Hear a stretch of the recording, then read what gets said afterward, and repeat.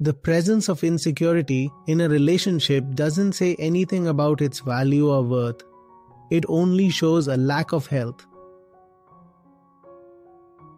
చాలాసార్లు మనకు ఇలా అనిపిస్తుంది, మనం ఎవరి పట్లైనా అతి మమకారం, అతి వ్యామోహం, అనుబంధం కలిగి ఉంటే దానికి ప్రేమతో ఏదో ఒక సంబంధం ఉంటుందని. ఇతరులను కాస్త పట్టుకుని ఉంచాలనే కోరిక, ఆ వ్యక్తి దూరమైపోతాడేమోనని ఉండే భయం మరియు అభద్రతా భావం, వీటన్నిటికీ ప్రేమతో బంధం ఉంటుందని మనం భావిస్తాము.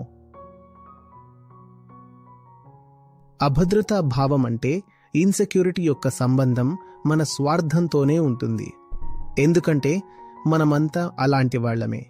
జీవితంలోని మిగతా అన్ని విషయాలలో మనం నిస్వార్థంగా ఉంటున్నామా, లేక మన జీవితంలో ఉన్న వ్యక్తి పట్ల, మనం బంధం కలిగి ఉన్న వ్యక్తుల పట్ల మనం నిస్వార్థంగా ఎలా ఉంటాం?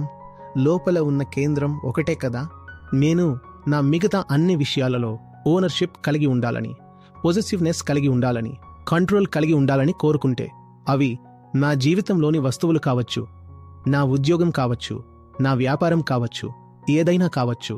నేను ఆ స్వభావం కలిగిన మనిషిని అయితే నా లోపల వస్తువులను నా గుప్పిట్లో ఉంచుకోవాలని, డామినేట్ చెలాయించాలని, పట్టుకుని ఉంచాలని, సొంతం చేసుకోవాలనే టెండెన్సీస్ ఉంటే అదే పనిని నా జీవితంలో ఉన్న వ్యక్తులతో కూడా చేస్తాను. ఇంకా నేను వస్తువులను నా స్వార్థం, సెల్ఫిష్నెస్ కోసం ఎలాగైతే పట్టుకోవాలని చూస్తానో అదే విధంగా ఒక వ్యక్తిని పట్టుకుంటే అది కూడా నా స్వార్థం కోసమే పట్టుకుంటాను. కాబట్టి ఈ ఇన్సెక్యూరిటీ ఇన్ రిలేషన్షిప్స్కి ప్రేమతో ఎటువంటి సంబంధం ఉండదు. ఇది ప్రేమ గురించి తెలియజేయదు. ఇది కేవలం లోపల కూర్చున్న స్వార్థం, ఒక వ్యక్తిని కూడా అలాగే పట్టుకోవాలని. అవును, దీనికి ప్రేమ అనే పేరు చెబుతున్నారు. ఎందుకంటే నా స్వార్థం కోసం నేను నిన్ను పట్టుకుంటున్నాను అని ఎవరైనా బహిరంగంగా చెబుతారా? అందుకే ప్రేమ అనే పేరుతో చేసే పని మాత్రం చాలా సెల్ఫ్ సెంటర్డ్గా ఉంటుంది.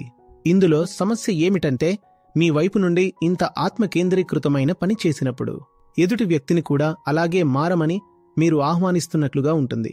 అప్పుడు ఇద్దరి వైపు నుండి ఈ స్వార్థం తీసుకోవడం, ఇవ్వడం వ్యాపార బంధమే ఉంటుంది.